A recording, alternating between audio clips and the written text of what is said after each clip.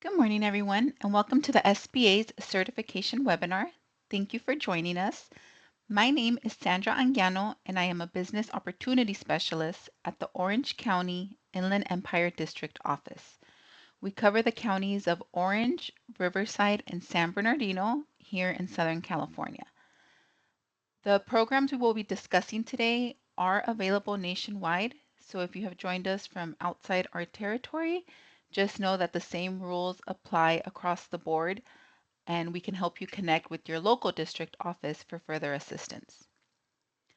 A copy of the presentation and a link to the recording will be provided, usually within the next 48 hours.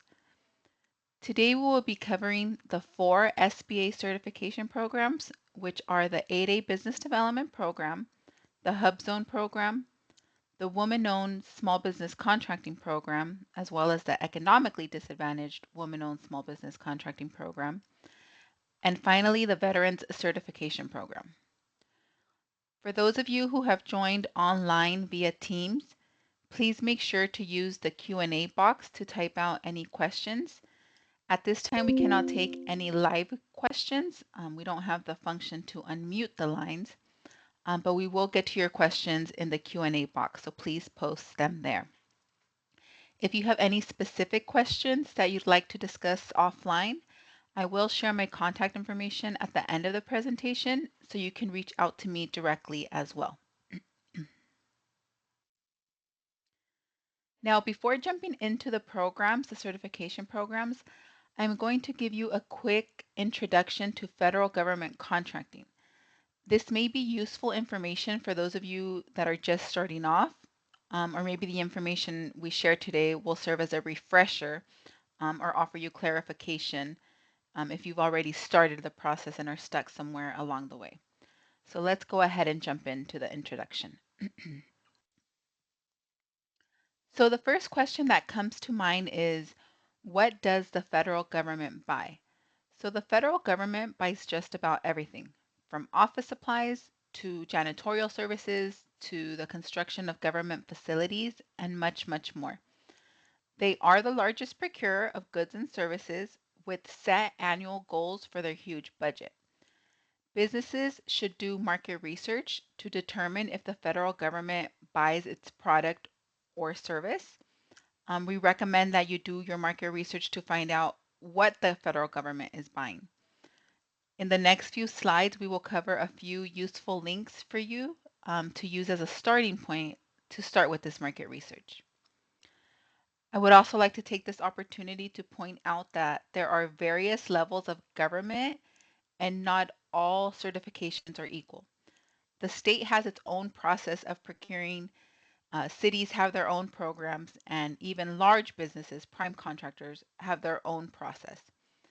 Identify who you want to do business with to determine what certification you need. So where can you go to conduct market research? On this slide here, we have a few links. For all government certifications, you will be required to have a SAM account. So this is something that you want to get started on as soon as possible. You can search by keyword, by industry or specific state, even specific agencies to find opportunities that are available. So SAM, the System for Award Management. This is an essential resource because all federal contract solicitations or invitations to bid with the value of $25,000 or more are published here. You can set up a profile for free. It's completely free to go ahead and set up that profile, and you must have this set up before you can apply for any of SBA's programs. You may want to reach out to a resource partner to help guide you through the process. There are a few steps and some accounts you have to set up before you can create your profile. So having someone assist you would be beneficial. But again, it's completely free, sam.gov.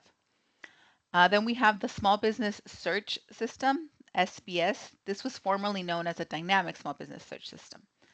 So this is a database that government agencies use to find small business contractors for upcoming contracts. Small businesses can also use this system to find other small businesses to work with. The SBA maintains the SBS database. So the information you provide when you register your business in SAM is used to populate SBS. So you should create a comprehensive business profile to make sure everything rolls over. Um, the Interagency Directory, or ICD, is a central repository of indefinite delivery vehicles awarded by the federal agencies, where the IDV is available for use both at the intra-agency and interagency levels.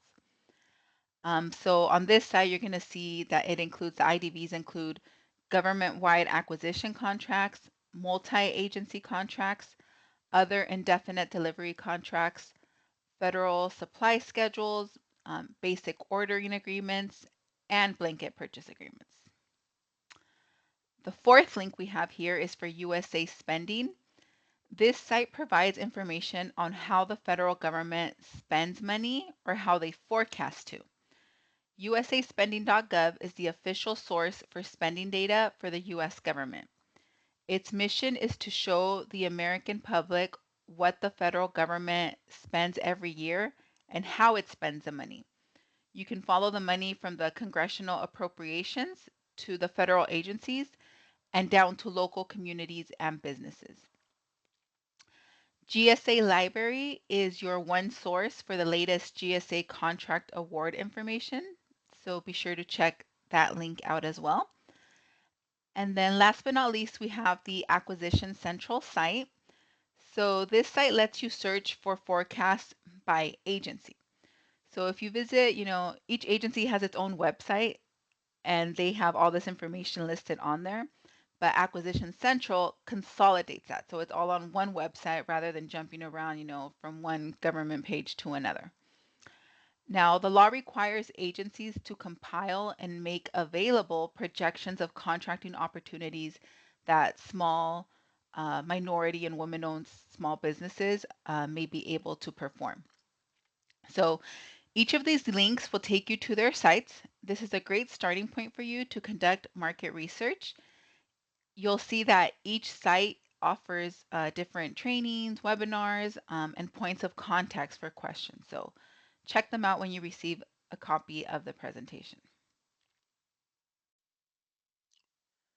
The federal government has prime contracting procurement goals that must annually be met.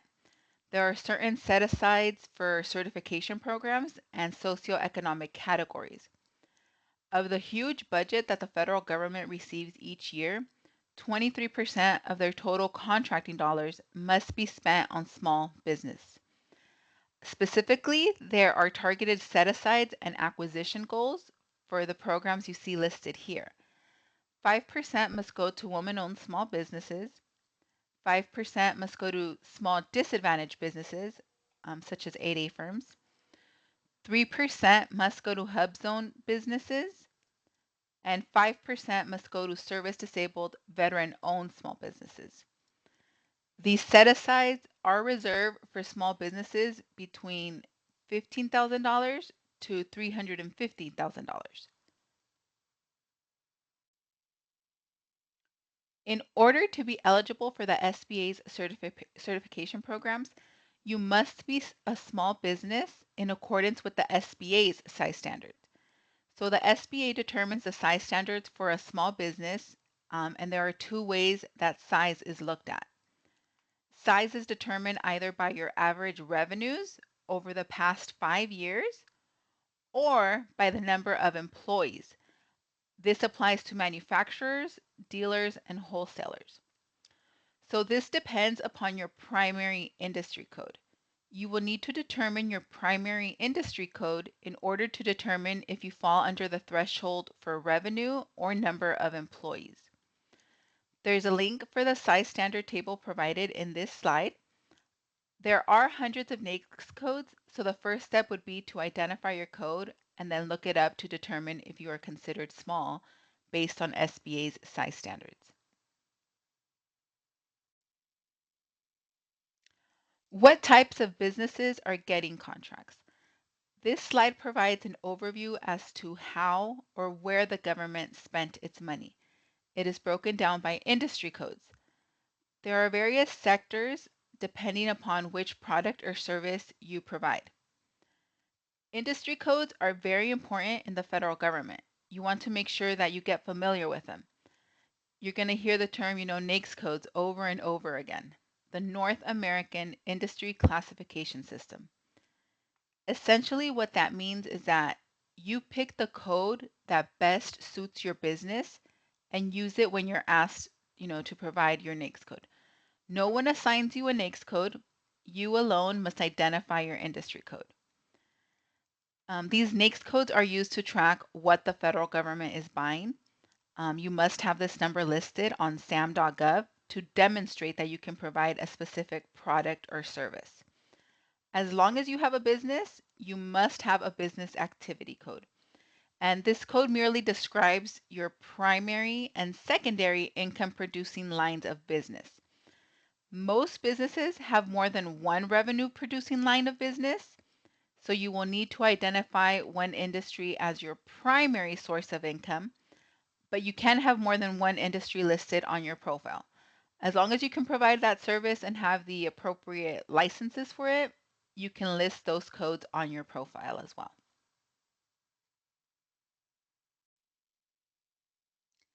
As you start working with the federal government, you may want to look for opportunities as a subcontractor.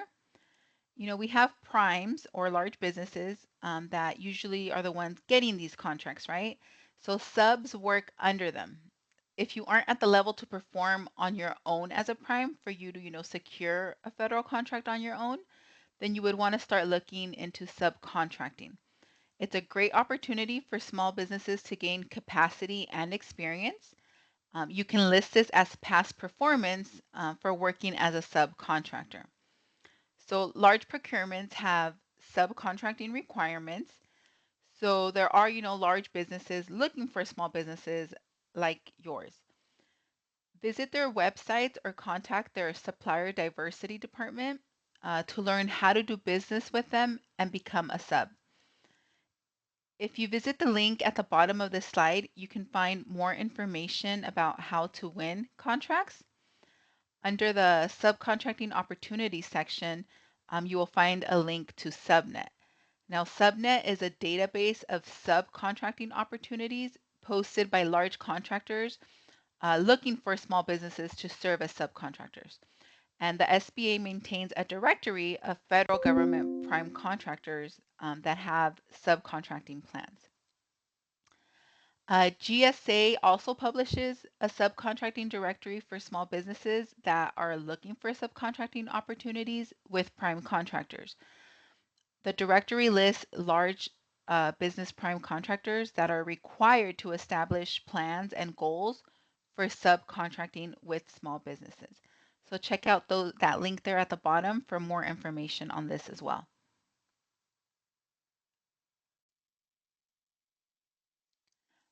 As you start digging into contracting, you will discover that there are many tiers. Here are a few tips that we offer for starting to work with federal agencies. We recommend that you focus on a few agencies at a time. Do your research, concentrate on those. There are numerous agencies and they all buy various things. Review forecasts to see what's coming and visit their websites for the latest information. Contact the agency directly. Each website will have a listed Office of Small and Disadvantaged Business Utilization, OSDBU, and you want to visit that page to learn how to do business with that specific agency. And again, you must be registered on sam.gov. Every contractor must be registered if you want to do business with the federal government. This is where the federal government will confirm you are a legitimate business, and this is also where you will be paid for providing your product or service. So this is going to be actually step number one for any SBA certification program. Your SAM profile will be verified and must show as active before you may begin the application process. So make sure you have that set up. Setting up a SAM profile, like I said, is completely free. So make sure you are at the right site. If you are asked to pay, you're in the wrong spot. So make sure it's sam.gov, that it's not .com, .org, or any other ending there, .gov. This process can take 4 to 6 weeks, so you want to make sure that you start setting it up as soon as possible. If you'd like more general information on government contracting, I invite you to visit the SBA's Government Contracting Classroom. Here you will find 5 to 6 minute videos on various topics related to government contracting. They have some videos on there on how to set up your SAM profile, how to contact an OSDBU, and many other topics as well. I recommend that you check it out if you have no knowledge yet. These are free videos, classes on there. You can play them as many times as you'd like.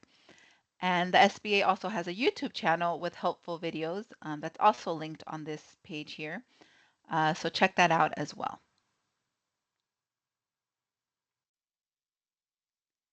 If you are interested in doing business with other government levels, you will have to visit their websites. All of SBA's certification programs are at the federal level. If you are looking to get certified as an SBE or DVBE, you would need to go through state procurement. If you are within our Tri-County area, you can reach out to the different counties to learn how to do business with them as well. Different organizations administer different programs, so their process is going to be completely different from the SBA applications. So it's really important to find out who you want to do business with first to learn what you need to do in order to participate in their programs. Government and corporate procurement can be an incredible opportunity to grow your business revenues in a new and diversified manner. We have the SBDC Center for Contracting. Their staff is available to help you with education, training, and one-on-one consulting, all in support of your efforts to win procurement contracts at the federal, state, local, or private level. Their team of experts has years of industry experience and is able to assist businesses that are located here in our territory, right? Orange, Riverside, and San Bernardino counties, and their services are at no cost. Please visit the link at the bottom of this slide to set up an appointment with them. If you're from outside of our territory, we can get you in touch with your local resource partner as well. So this concludes the introduction to federal government contracting.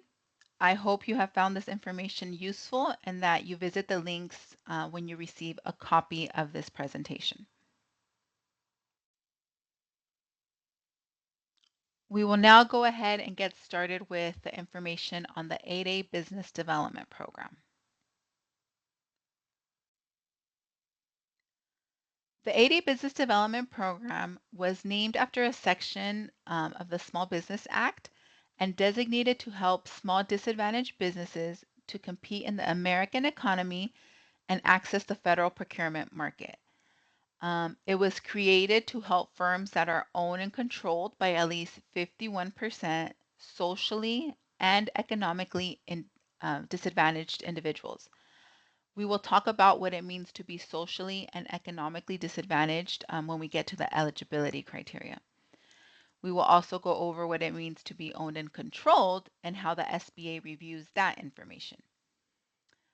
SBA partners with federal agencies to promote maximum utilization of 8A program participants to ensure access to contracting opportunities in the federal marketplace. So once you're certified, the 8A program participants are eligible to receive federal contracting and to receive training and technical assistance designed to strengthen their ability to compete effectively in the American economy. The program provides entrepreneurs with targeted management and technical assistance to help them compete for contracts and other business opportunities. This program offers a 9-year term and a one-time only participation.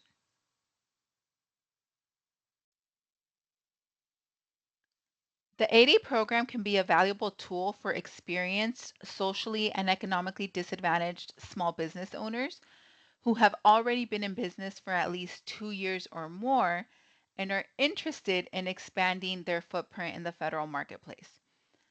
The 8A program offers unique and valuable business assistance. The 8A certification does not guarantee contract awards, but it is a dynamic tool to pursue and capture new opportunity from the government.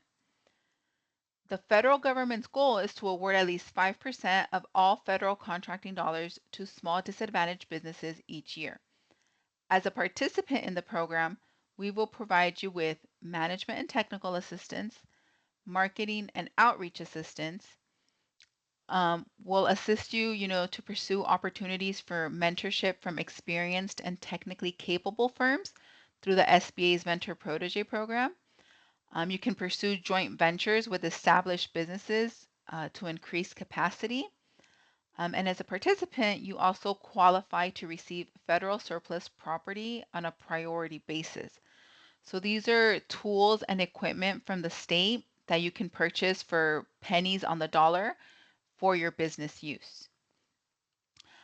You can also receive free training from the SBA's Empower to Grow program, or E2G. The program provides eligible disadvantaged U.S. small businesses with free business courses, tailored training, one-on-one consulting to support their growth, operations, hiring, and your government contracting competitiveness. So visit the link to check out that resource that's also available to you for free. And that's also available nationwide. So we have them all across the states. Now, the biggest draw to the program are the contract set-asides and the sole source award opportunities. So these set-asides can be for up to $5.5 million for goods and services and up to $8.5 million for manufacturing. And just for reference here, we have that in fiscal year 2024, 8A firms were awarded $78.3 billion in federal contracts.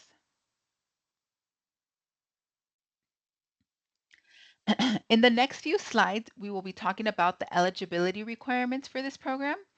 So each category listed here will be something that you will be asked to provide information for in order to determine your eligibility. We will talk about ownership, control, U.S. citizens, small business size standards, potential for success, good character, social disadvantage, and economic disadvantage. On the right is the reference for the Code of Federal Regulations, that red text, in case you are interested in looking up all the legal terms and conditions, responsibilities of this program. And like I said, please note that you must be in business for at least 2 years before applying for this program. And I'll explain why that rule exists in the next few slides. But first, let's talk about ownership. So we require that the individual upon whom eligibility is based directly and unconditionally own at least 51% of the firm. This must be direct ownership by the disadvantaged individual. You cannot be owned by another company. You cannot be owned by another trust. You must be the individual owner at 51% or more. That can be more than one person to make up the 51%. But if you have more than one owner, please keep in mind that each individual will need to meet every eligibility criteria as well. If you are married and residing in a community property state, it may be necessary to submit a notarized transmutation agreement to ensure that the disadvantaged individual owns at least 51%. Community property rights impact unconditional ownership. Now, there is no requirement on the structure of the business. You can be a partnership, an LLC, a corporation, sole proprietorship, whatever structure you decide. But these are examples of what the SBA will require to demonstrate that 51% ownership. So we're going to ask to take a look at things like your stock certificates and ledgers. And depending on your business structure, the IRS 1040, Schedule C, Schedule E, you will have to submit tax returns to prove that ownership as well.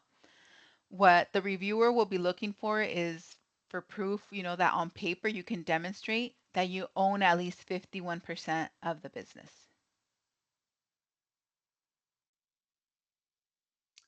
Control. We require that the individual hold the highest position, be um,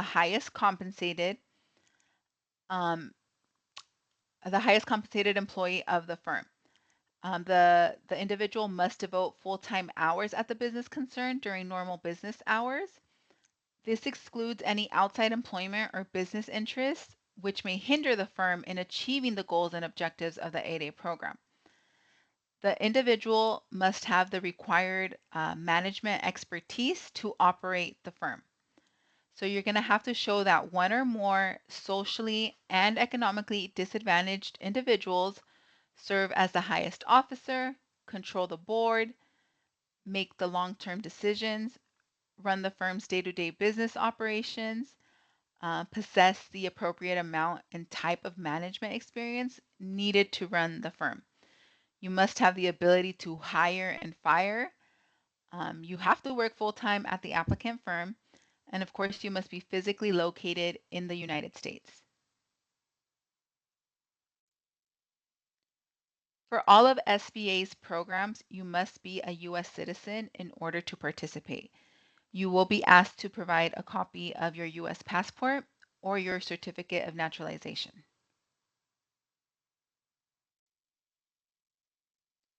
To be eligible for the program, you must be a small business. So you must identify your primary NAICS code or industry code and determine if it falls under the revenue or number of employee thresholds. Now, the SBA also looks at the firm's and the principal's relationships with other businesses and other individuals through prior relationships, family ties, common investments. So if you have ownership in other businesses, you must disclose that information at the time of application. Keep in mind that this is used to determine the size of your business and make sure you know that you are a small business by SBA size standards. Potential for success. So the firm must have the necessary track record and financial capacity to perform successfully on contracts awarded in the 8A program. The firm must meet potential for success criteria. So typically this is demonstrated by the firm being operational for at minimum 2 full years. And this is going to be verified by, the revenues reported on your tax returns in your primary industry code. We want to make sure that participants in our program are ready and that they will be successful in the program. We don't want this to be a burden or cost you money. We want you to make money and win contracts. The federal government has certain requirements for businesses that are looking to bid on projects that are very different from the private sector. So, in anticipation of that, we do a precursor and review your business to make sure you know that you have that potential for success with the federal government. We look at your financial capability, make sure you have sufficient capitalization, financial performance, bonding capacity, and manageable debts. Your managerial and technical capability, performance on previous contracts, firm has the necessary personnel, licenses, certifications, facilities, and prior experience. Your management capability, the education, experience, and training of CEO and other managers, the magnitude and complexity of past or current jobs, and your management systems. Your qualifications for ability to perform on federal contracts, any relevant contracting experience, ability to meet federal procurement policies. We just want to be sure that if you get into the program, you can take advantage of those contracting benefits and you'll be able to successfully bid and win on these contracts.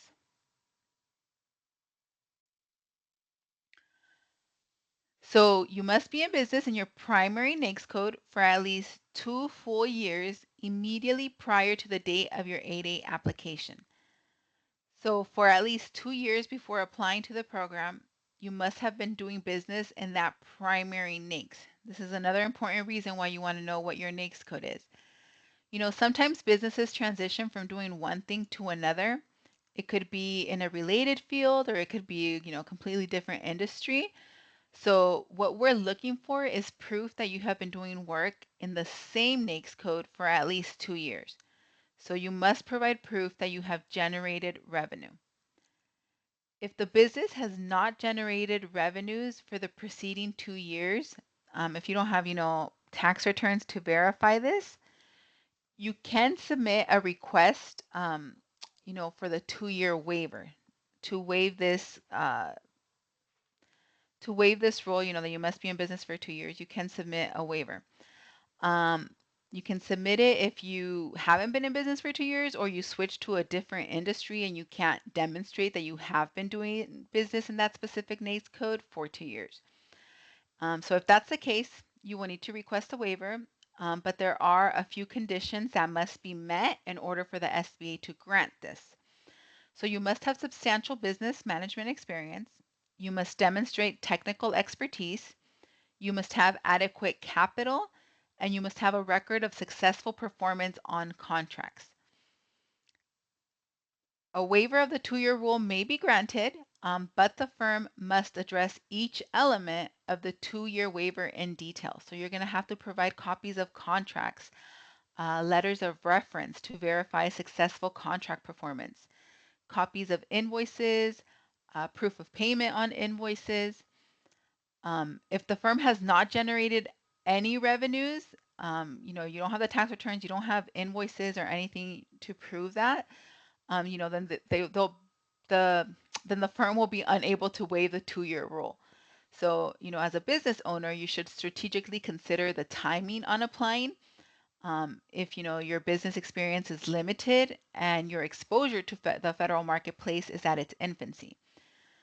Businesses who have an established track record as a subcontractor or prime contractor at the federal level, they tend to experience greater growth and higher levels of success and sustainability than those businesses that are just starting off. If you're a startup business in federal contracting, right? So keep that in mind. Think about that before you apply for this program. The 8A program is a one-time only 9-year term program. Think about when to apply to the program so that you can make the most of the limited time and increase your chances of winning contracts. Ask yourself these questions and be honest with yourself. If you're a single person company who has never done a contract larger than $300,000, you may want to focus on building your business a bit more before you apply for the program. Some firms may be eligible for the 8A Business Development Program, but they're not necessarily ready to contract with the federal government. So ask yourself these questions to determine if you are on a path to success. Is your business procurement ready? Make sure you are ready to do business with the government before you obtain the certifications. Can you identify the federal agencies that purchase what you sell? Can you provide examples of similar work that your firm has completed that generated revenue? Are you prepared to access a line of credit or performance bond if that's required for your industry? Do you have financial and payroll systems that are compatible with the government's requirements? Can you produce financial statements and payroll records? Even basic questions as, have you selected a NAICS code? Are you registered in SAM already? Have you completed a capability statement? Your potential for success will depend on what stage your business is in. Are you just starting up or are you a well-seasoned firm? You want to wait until you're well-seasoned to apply for the 8A program because, like I said, it's a one-time only 9-year term program. Another criteria for eligibility is good character. The SBA wants to make sure that participants in our program have good character. So the SBA looks at the following to make this decision: any adverse information regarding criminal conduct, violations of any SBA regulations, debarred or suspended firms or individuals, any principal who is incarcerated or on parole, submission of false information during the application process or after approval, any firm or any of its principals that fail to pay financial obligations to the federal government. Examples of that last bullet are, any tax liens, or if you're delinquent on a student loan, if you defaulted on an SBA loan or any federal obligation, that's going to lead them to finding that you do not have good character. Perhaps if you had a tax lien, but now you're on a payment plan, that's fine as long as you can show that you have it, you have proof on paper, and you are current with that, then that's okay. But you would need to submit um, documentation to prove that as well. Okay, now we're going to talk about social disadvantage. So the definition of social disadvantage means that an individual has been subjected to racial, ethnic, or cultural bias within American society because of their identities as members of groups and without regard to their individual qualities. An individual only needs to establish their social disadvantage once for the entirety of the program term. So the SBA must determine that the discrimination or bias experienced by an individual is chronic, substantial, and has occurred within American society, not within another country. Additionally, the discrimination must have negatively impacted your entry or advancement in the business world. So, to demonstrate your social disadvantage, business owners should include the following elements in their narrative or the questionnaire that you're going to complete online. You want to include an indication of which identity or identities is or are the basis of social disadvantage. So, clearly describing which identity or characteristics you possess, which have been subject to discrimination, helps SBA understand your experience and eligibility for the 8A program. Race, religion, ethnic origin, gender, sexual orientation, identifiable disability, isolation from American society, and others are all categories of identities or characteristics. You will need to provide descriptions of incidents in which bias or discrimination has occurred.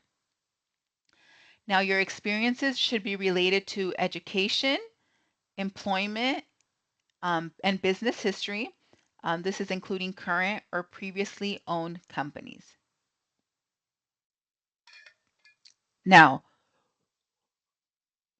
a socially disadvantaged individual must also be economically disadvantaged.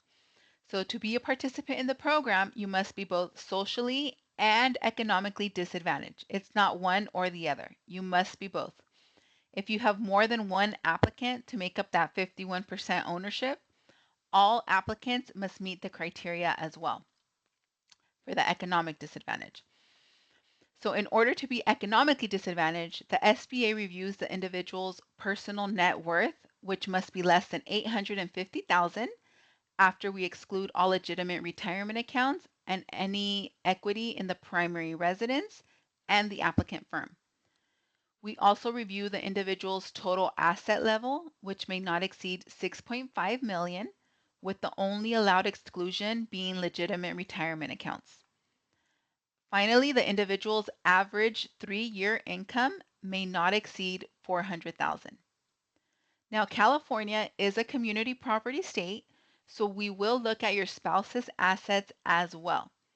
We will split everything 50-50.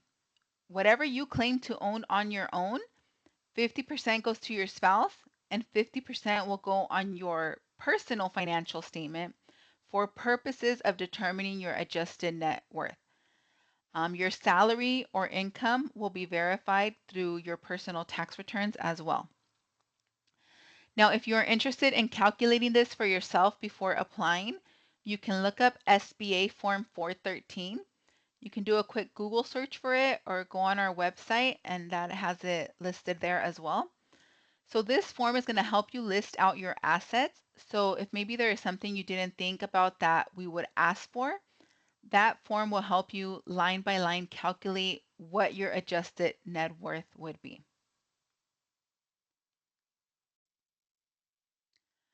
So those are the eligibility requirements for the 8A program. During the application process, you will be asked questions in all of these sections. Just make sure that you are honest and forthcoming when you complete the application. These are specific questions that are asked on the application and a big part of the eligibility criteria for the program. If you don't disclose information and the SBA discovers it, it will create more issues for your application, more delays, more back and forth. We're often asked, what would have an impact on my application? If the reviewer sees that, there's a pattern of you constantly getting in trouble, if you're in and out of jail, if you've got felonies, violence, your business integrity, if you're writing bad checks and things like that, that would have a negative impact on your application, right? That wouldn't be demonstrating the good character. What wouldn't really impact your application, sometimes you're afraid to disclose certain things that you're like, oh no, maybe, that's gonna get me off and I'm not gonna be eligible for the program. Things that really wouldn't affect your application would be, if you have an underage drinking citation, or a citation for recreational drug use, a ticket for jaywalking or something like that. Smaller things like that really wouldn't have an impact on your application. But just be as honest as possible when you are completing that questionnaire. When you are ready to apply, please visit My SBA Certifications, which is at certifications.sba.gov. And at the end of the presentation, I will give you information on that My SBA Certifications portal. So stay tuned for that. But that concludes the information on the 8A program, the eligibility. And here, let me just share some final links with you here. So there are authorized resources available to you on SBA's website, as well as a dedicated email box for general information. Locally, we can answer general questions about the 8A program, but we have no say when it comes to your application, like once it's already in the queue. So I recommend that you reach out to one of our resource partners, the SBDCs or SCORES, Women's Business Centers, to review your application before you submit.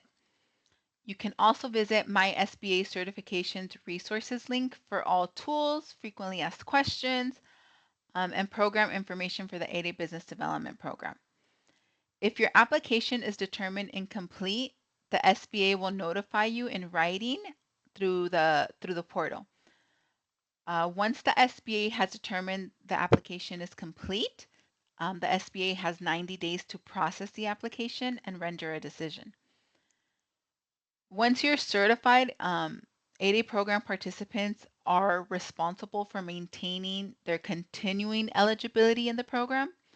So each program participant shall certify on an annual basis that it meets statutory and regulatory requirements. As part of an annual review, each participant must annually submit specific information to their servicing SBA district office. So this concludes the information on the 8A program. I think we have been able to get to all the questions in the Q&A in the chat. If you have any other questions that come up as we go through the presentation, please type them there. And yes, everyone will receive a copy of the presentation. We will be sharing these slides. So let me see. Okay, I don't see any more questions here. So let's move on. Okay. Now we're going to be talking about the HUBZone program, the program benefits and eligibility criteria. So a HUBZone is a historically underutilized business zone. The program was designed to help small firms in certain communities gain access to federal contract opportunities. HUBZone areas are typically areas of low median household incomes or high unemployment, or both. We will talk about how you identify these zones in the following slides. The HUBZone program certifies the eligibility of businesses in disadvantaged communities to compete for federal set-aside contracts, offering employment and growth opportunities where they're most needed for positive economic impact. The government has a mandate of awarding 3% of all prime contract dollars to HUBZone certified firms. In fiscal year 2024, the federal government spent $17.6 billion on HUBZone contracts. At any given time, there are about 5,000 small firms that are certified in the HUBZone program. There are contract set-asides and sole source opportunities for firms certified into the HUBZone program. HUBZone firms also receive a 10% price evaluation preference applied to full and open competition. So what does that mean? If you are certified as HUBZone and you bid on a project that is open to competition, then you get a 10% price evaluation preference applied to the contract when being compared to a large business. If solely based on price and you and a large business have the same pricing, they will apply that 10% price evaluation preference, meaning they will add 10% to that large business so that your bid would be considered lower. This is the only federal program that applies this benefit outside of set-asides. Generally, your benefit is for your certification only, but this program lets you use it on full and open competition as well. Across the country, there are more than 22,000 communities that are designated as hub zones. Hub zones are designated based on economic and population data from the Census Bureau and other federal agencies using definitions that are established by Congress. The basis for all of these areas are high unemployment and or low income. Every 5 years, the HUBZone program is required to update the HUBZone designations to ensure the program continues to serve the communities that are in most need of assistance. Most areas stay the same, but some do change. The map was last updated in 2023, and the next updates are due at some point in 2026 to reflect the expiring redesignated areas. And throughout any year to reflect new and expiring governor designated areas and qualified disaster areas as appropriate. It will be updated again in July of 2028 to reflect changes to qualified census tracts and qualified non-metropolitan counties. Now, the 6 hub zone designations are qualified census tracts. These are designated by the Department of Housing and Urban Development based on poverty and household income criteria. We have qualified non-metropolitan counties. These are counties located in non-metropolitan areas that meet socioeconomic criteria. We have redesignated areas. So these are qualified census tracts and non-metropolitan counties that have lost their hub zone status due to changes in income levels, unemployment, or poverty levels. You have qualified Indian land, lands contained within the boundaries of an Indian reservation, Indian country, or any other specific definition that applies in the state of Oklahoma. We have qualified disaster areas. This includes the census tracts and counties declared major or catastrophic disaster areas by the President of the United States. And the governor designated areas are certain rural areas that state governors have petitioned the SBA to designate as hub zones. And you can learn more about those by clicking on the link here in that second bullet point. If you visit the SBA website, you can find the hub zone maps to look up your address and see if you are located within a hub zone. The map is color coded and is easy to read. You can play around with it, zoom in and out to identify qualified areas. This is a good tool to use if you're thinking about moving your business or opening a new business. We do recommend that you enter a specific address for best results because one side of the street, may be a HUBZone qualified area and across the street it's not. So just by glancing at the map, it may not be that obvious. So plug in an address there for best results. Okay, now let's jump into the eligibility requirements for this program. So to be eligible for the HUBZone program, you must be a small business in accordance with SBA's size standard table. At time of application for certification, a HUBZone small business concern must meet the SBA size standards for its primary industry classification. At time of initial contract offer, a HUBZone small business concern must be small for the size standard corresponding to the NAICS code assigned to the contract. In addition to size, we will also look at ownership. Businesses must be directly and unconditionally owned and controlled by at least 51% U.S. citizens. If there are multiple owners making up that 51%, all owners must be U.S. citizens. The SBA does not consider holders of permanent visas and resident aliens to be citizens. Your business or principal office must be located within a designated hub zone. Principal office means the location where the greatest number of the concern's employees at any one location perform their work. If an employee works at multiple locations, then the employee will be deemed to work at the location where the employee spends more than 50% of his or her time.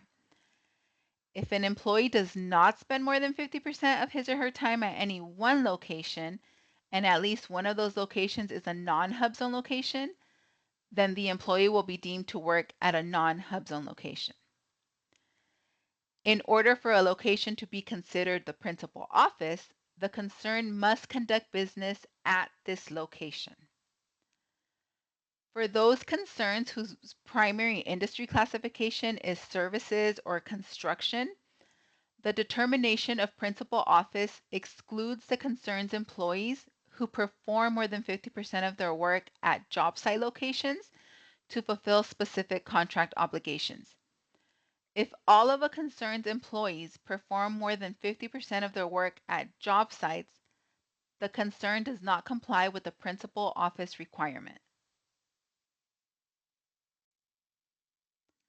Aside from being located in a hub zone, at least 35% of your employees must also reside in a hub zone.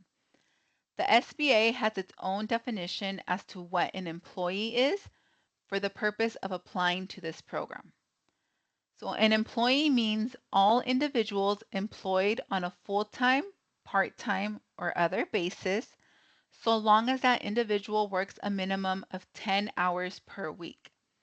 This includes employees obtained from a temporary employee agency, leasing concern, or through a union agreement. Volunteers are not considered employees, and you cannot count them as part of the 35% requirement.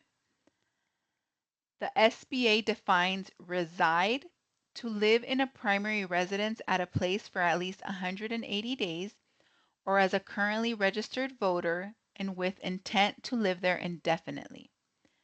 If you have an employee that just moved or has been at their new address, for just 30, 60 days, they can demonstrate their intent by updating their ID or driver's license, and you would submit a copy of that as your proof. When determining the percentage of employees that reside in a hub zone, if the percentage results in a fraction, round up to the nearest whole number. If you have a specific scenario or you're unsure how to count employees and whether or not they qualify, feel free to reach out and we can talk about that offline. I know it can get a little tricky. And you can also find the full qualification criteria in Title 13, Part 126, Subpart B of the Code of Federal Regulations. And those are the citings you see here in the red text. HUBZone regulations require that all certified HUBZone firms recertify annually that they remain in compliance with the program's requirements. Although there is no limit to the length of time a firm may qualify as a HUBZone firm, the certification is not a lifetime certification. You will need to recertify for the HUBZone program once a year around your anniversary or approval date. Please note that if a firm fails to recertify within the required time frame, SBA will propose the firm for decertification. So once you are in the program, take a look at the recertification fact sheet for helpful tips on completing these steps.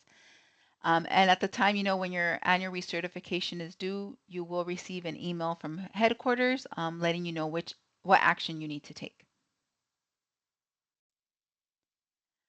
During your active participation in the program, a program examination will also be required every 3 years. This may sometimes include a site visit that would be conducted by a member of the district office. A program examination is an investigation by SBA officials to verify the accuracy of any certification made or information provided as part of the HUBZone application or recertification process. You'll need to provide documents similar to those submitted with your initial application, which may include corporate documents, firm employee and location lists, payroll records, utility bills, employee HUBZone residency documents, your principal office lease, rental agreement, or deed. You will receive an email from headquarters with instructions for completing this step as well. If a firm fails to respond, the SBA may propose decertification based on your failure to cooperate with the program examination. You can check out the link here for the program examination fact sheet for more information. In order to get the most of your HUBZone certification, make sure you take advantage of all the resources that are available to you. You can participate in a joint venture, get enhanced market penetration, share cost, expenses, and returns, increase your knowledge and experience. Utilize the Mentor Protege program to enhance your capabilities, help me establish business plan goals, and improve your ability to compete for contracts. You can access other certification programs. Gain access to further contracting opportunities by combining the HUBZone certification with other certification types. You can combine it with the 8A, the WOSB, the VetCert, even certifications at the state and local levels. Receive technical assistance for business plans, coaching, technology, and financing services. Take advantage of the SBA's resource partners. They have assistance with training, executive education, one-on-one consulting in a broad range of business disciplines. They also offer, technical assistance for business plans, coaching, technology, and financing services. You must be proactive in your self-marketing. The HUBZone certification program is not a contracting program.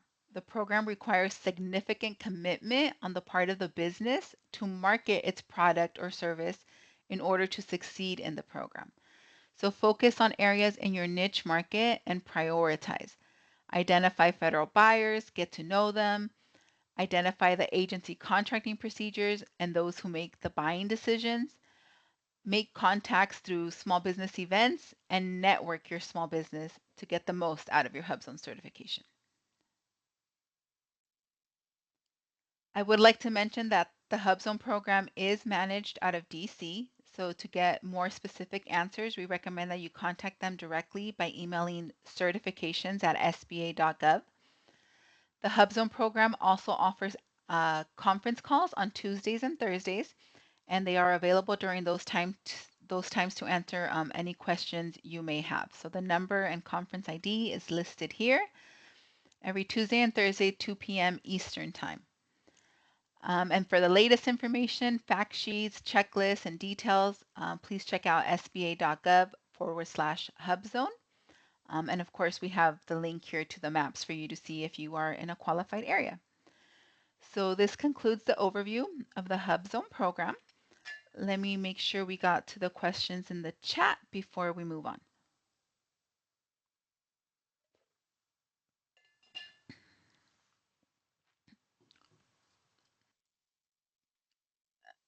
Okay, I think we have gotten to those questions there. If any other questions come up, for any of the programs we've discussed so far, please feel free to type them there into the Q&A box, and my colleagues and I will get to those. Okay, now we're going to talk about the WOSB and EDWOSB certification program. So to help provide a level playing field for women business owners, the government limits competition for certain contracts to businesses that participate in the Woman-Owned Small Business Federal Contracting Program. These contracts are for goods and services in specific industries where WOSBs are underrepresented. Some contracts are restricted further to economically disadvantaged women-owned small businesses, or EDWOSBs. And the SBA maintains a list of those eligible industries and their NAICS codes. It's important to note that WOSB certification benefits only apply to federal contracting opportunities rather than those in the private sector. The federal government's goal is to award at least 5% of all federal contracting dollars to women-owned small businesses each year. Joining the WOSB federal contract program makes a business eligible to compete for federal contracts reserved for the program's certified participants. These contracts are known as set-asides. Provided they are eligible, WOSB certified firms can still compete for contract awards under other socioeconomic programs, including 8A and HUBZone. Firms that choose not to participate in the SBA's WOSB federal contract program may continue to identify as a woman-owned small business in SAM.gov for the purposes of competing for other contracts. However, they will not be eligible to pursue federal contracts restricted for SBA certified women-owned small businesses and economically disadvantaged women-owned small businesses. To be eligible for the WOSB contract program, a business must be a small business according to SBA size standards, be at least 51% owned and controlled by women who are U.S. citizens. That 51% ownership must be direct and unconditional. You must have women manage the day-to-day operations and also make the long-term decisions. A woman must hold the highest officer position within the business. The woman must work at the business full-time during normal working hours, must have the managerial experience required to run the business, and must make the long-term decisions for the business. Now, there is no minimum amount of time for a business to be operational in order to qualify for this program. So you don't have to wait to be in business for 2 years before you can apply for this program. To qualify as an economically disadvantaged WOSB within the program, a business must meet all of the requirements of the WOSB federal contract program, but they must also be owned and controlled by one or more women, each with a personal net worth less than $850,000, excluding her ownership interest in the concern and her equity interest in her primary personal residence. Must be owned and controlled by one or more women, each with $400,000 or less in adjusted gross income averaged over the previous 3 years. Be owned and controlled by one or more women, each 6.5 million or less in personal assets. For the fair market value of all personal assets, including primary residence and the value of the business concern. Funds invested in an official retirement account are excluded from the assessment of an economically disadvantaged individual's personal net worth. 8A firms interested in pursuing the EDWOSB certification may provide their most recent annual review letter or acceptance letter if you're in your first year through applying at My SBA certifications as well. In order to demonstrate eligibility for program participation, all applicants must provide proof of U.S. citizenship, regardless as to which certification you are applying for. The types of documentation required to be submitted to the SBA to prove the organization is owned, organized, and controlled by a qualifying owner depends on the applicant's legal form. Documents must be valid at the time of submission and have the required signatures. Note the information contained in these documents regarding owners, percentages, and shareholders should align exactly with the information submitted in the application. For LLCs, you will need to provide things such as the articles of organization, operating agreement, etc. Corporations will need to provide articles of incorporation, bylaws, stock ledgers. It needs to be proven on paper that women are running the business in order to participate in this program. In addition to all other required documents, applicants that wish to qualify as an EDW OSB will be required to also report financial information for all owners compromising 51% ownership interest to ensure the economic disadvantage thresholds are not exceeded. So the following documents will be required for all individuals compromising 51% ownership: your federal personal tax returns from the last 2 years, including W-2s, schedules, and attachments. If you don't have W-2s, you may submit your 1099s. Your federal business tax returns from the last 2 years, financial statements, retirement account statement. Funds invested in an official retirement account will be excluded from the assessment of an economically disadvantaged individual's personal net worth. And then your personal financial information is going to be required for each woman claiming economic disadvantage and for each woman's spouse. Detailed information is needed regarding the value of all assets, including cash on hand and in banks, accounts, and notes receivable, retirement accounts, stocks, bonds, real estate, and personal property, life insurance, and any other assets. Liabilities such as loans, mortgages, tax debts, and any other liabilities, and income, including your salary, investment income, real estate income, or any other income. EDW OSB is a subset of WOSB. So as such, if you qualify as an EDW OSB, you automatically qualify as a WOSB. If more than one woman make up the 51% ownership, all women will need to submit the information listed on this slide in order to be deemed economically disadvantaged. As I mentioned, to qualify for this program, your NAICS code must fall under a certain list of eligible industries. Not all NAICS codes are eligible. These contracts for WOSB and EDWOSB are for specific industries where women-owned small businesses are underrepresented. The SBA maintains a list of those eligible industries and their NAICS codes, so you want to make sure your NAICS code appears on the list before you apply. You can click on the link here at the bottom for a full list of eligible NAICS codes. If your NAICS code is not on either list, there are no contract opportunities for you under this program. Of the 733 eligible industries, 626 are designated for limited competition among all women-owned small business program participants, and 107 are eligible for competition among only SBA certified economically disadvantaged women-owned small businesses. Congress requires that SBA to conduct a study every 5 years to identify industries in which small businesses owned and controlled by women are underrepresented in the federal marketplace.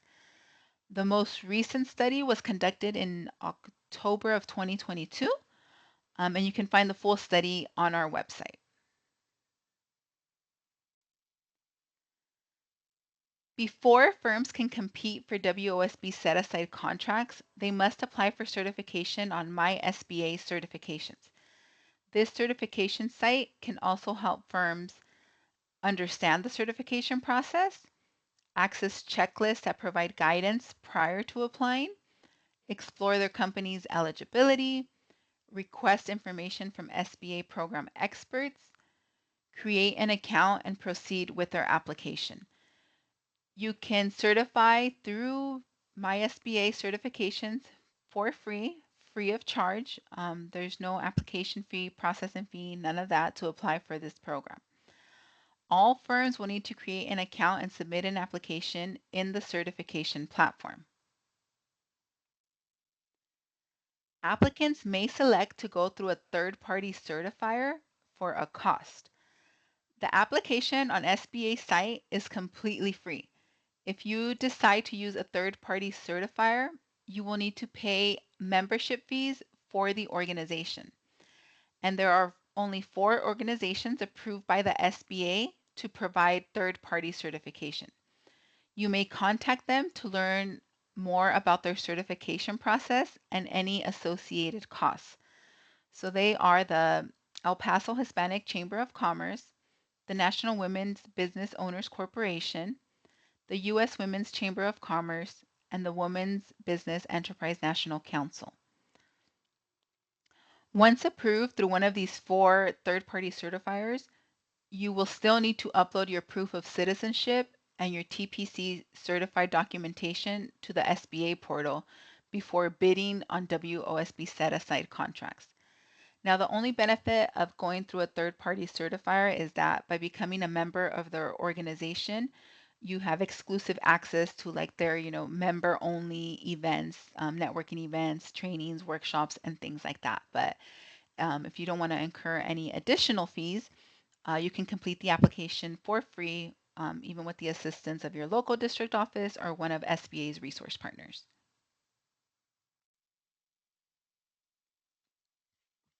The WOSB Federal Contract Program offers multiple avenues for firms seeking assistance. SBA's dedicated resource partners are always available to help our small businesses. Firms can also use the SBA's local assistance tool to contact their local SBA district office or your local women's business center. This program is managed by headquarters and only they can answer questions regarding your application. Whenever practicable, SBA will make its determination within 90 calendar days after receipt of a complete package. If your application is deemed incomplete or otherwise does not meet program application requirements, an SBA representative may reach out to request additional information or documentation. So this concludes the information on the WOSB EDWOSB contracting program.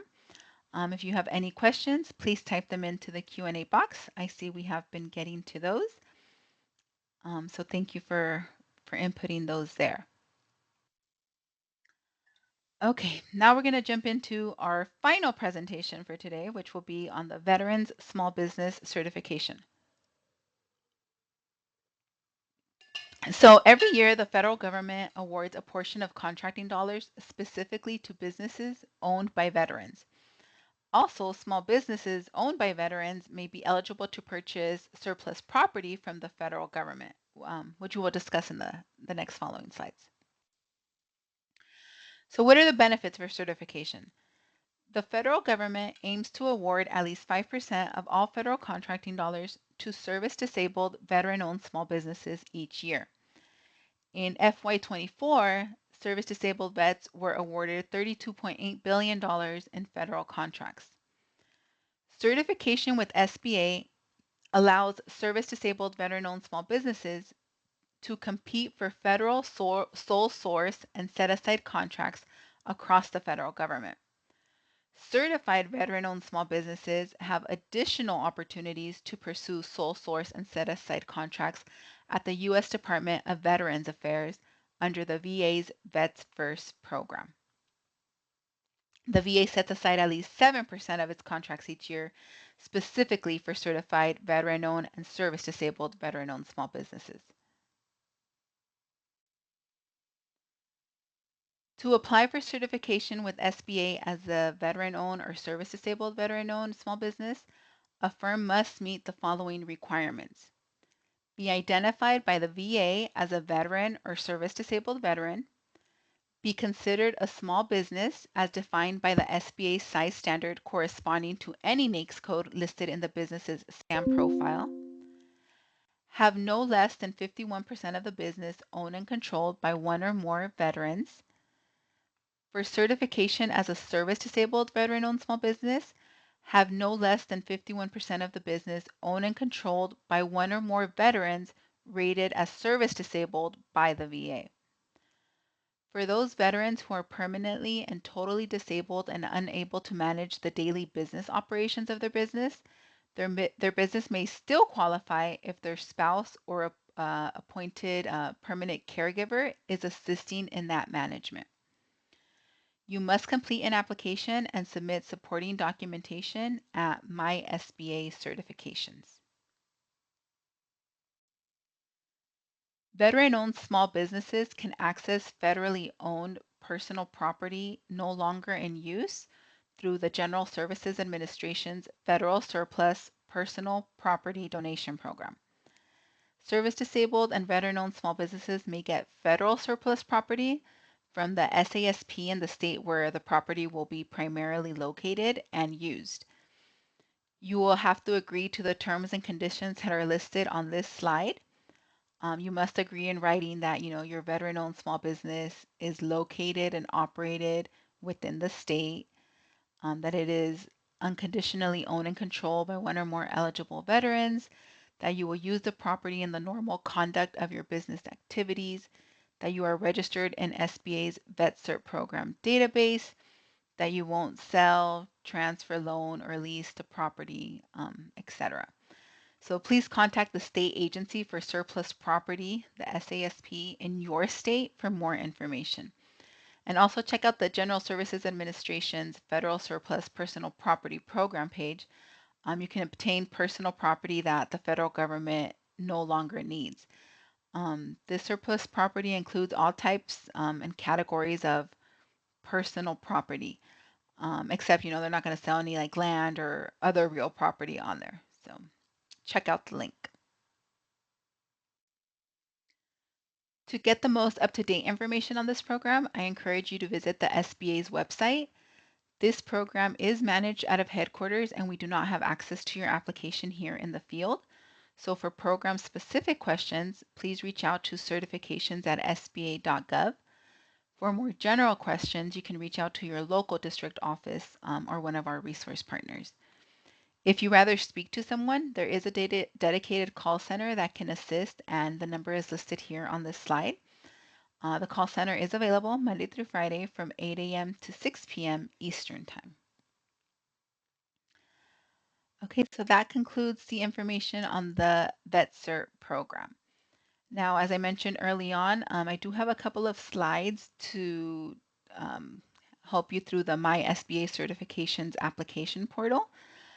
So My SBA is your one-stop destination for all of SBA's small business certifications.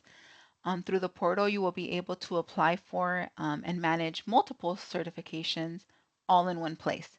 So certifications.sba.gov, My SBA Certifications.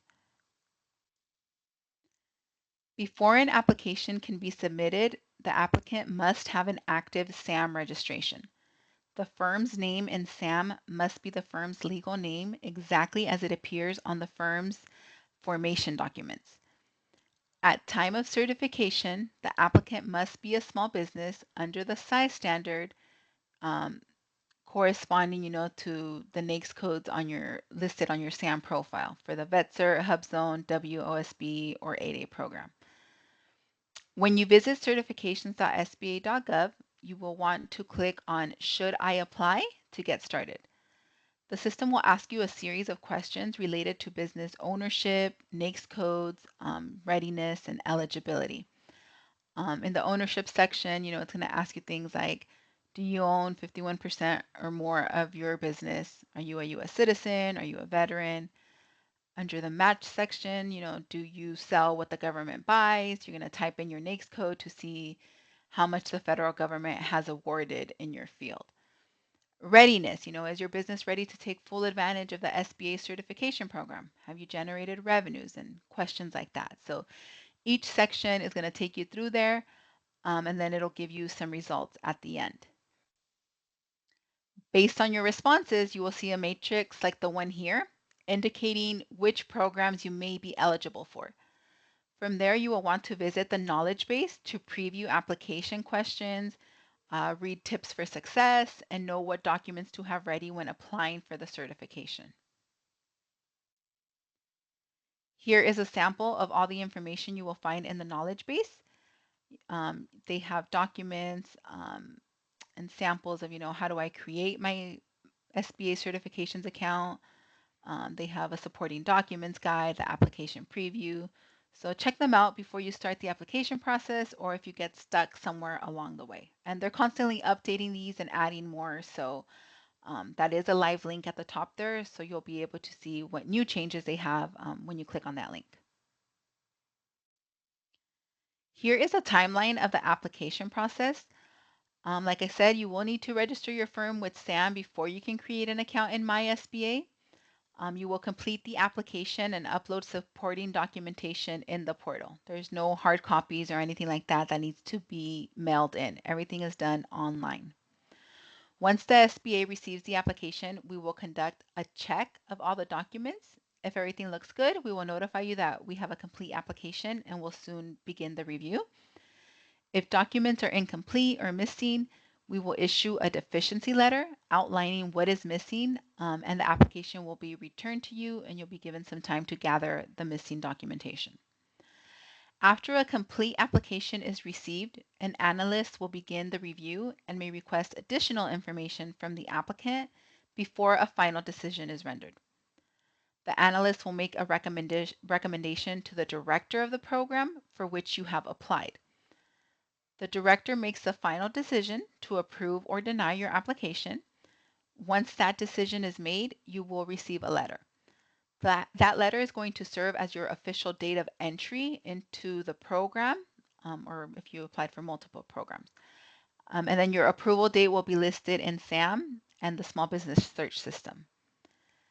If you need assistance along the way, please feel free to reach out to our office or one of our research partners that can assist for free with the process.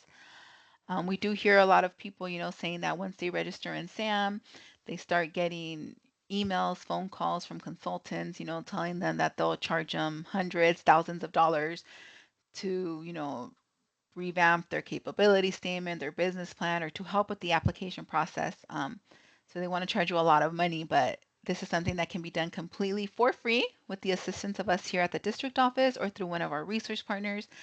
So there's no need for you to go and incur those additional costs.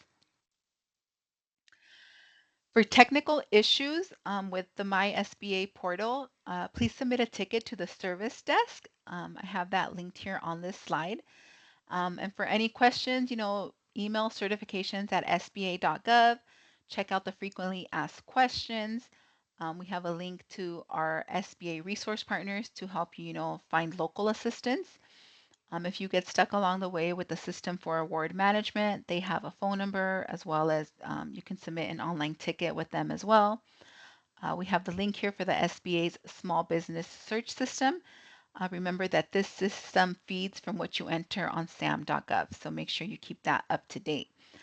And at the end there is that technical issues link for the service desk. So this concludes our presentations for today. I want to thank you for taking some time this morning to join us. I will be, like I said, sending a copy of the presentation and a link to the recording. If you have any questions, you have my contact information. I will stay on for a few more minutes to see if we get any more questions in the Q&A box. I think for now we were pretty much caught up, but if something comes to mind, I will stay on for a couple of minutes. But thank you so much for joining us today, and we hope you will be joining us again in the future for another presentation. Thanks and have a good day.